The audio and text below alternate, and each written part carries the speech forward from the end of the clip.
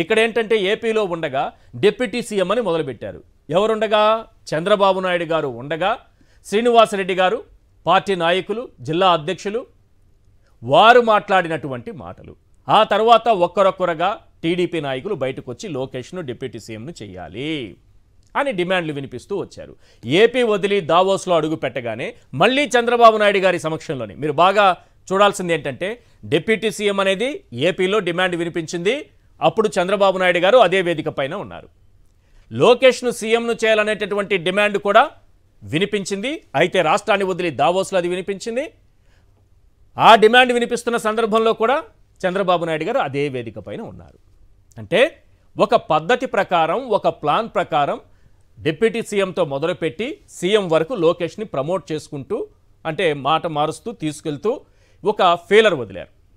ఈ ట్రైలర్ ద్వారా ఏంటంటే జనసేన యాక్షన్ ఏంటి, ప్రజల రియాక్షన్ ఏంటి, ఇది తెలుసుకునేటటువంటి ఒక ప్రయత్నం.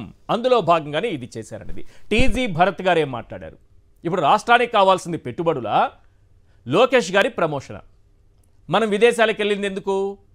19 కోట్లు ఖర్చు పెట్టి వెళ్ళింది ఎందుకు?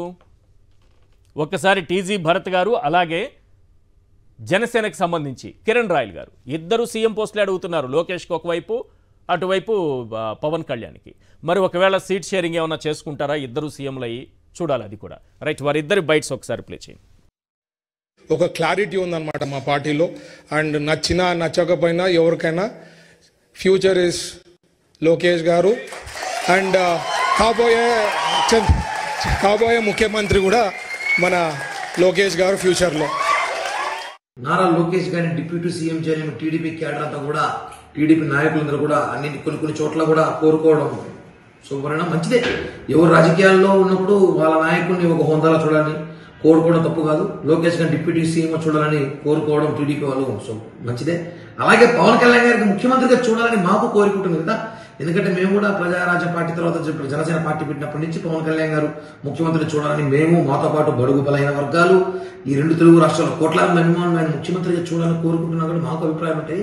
కాబట్టి మనం కూటమిలో ఉన్నప్పుడు మనం మాట్లాడే ప్రతి మాట వైసీపీ వాళ్ళకి అవకాశంగా భావిపోకూడదు. ఎన్నికల ముందు ఏదైతే ఒప్పందంతో మనం ముందుకెళ్ళాము ఎన్నికలకి, ఆ ఒప్పందంతోనే మనం ముందుకెళ్తే మంచిది. దానివల్ల ఏమవుతుంటే రాజకీయాల్లో అలజడి సృష్టించకుండా బాగుంటుంది.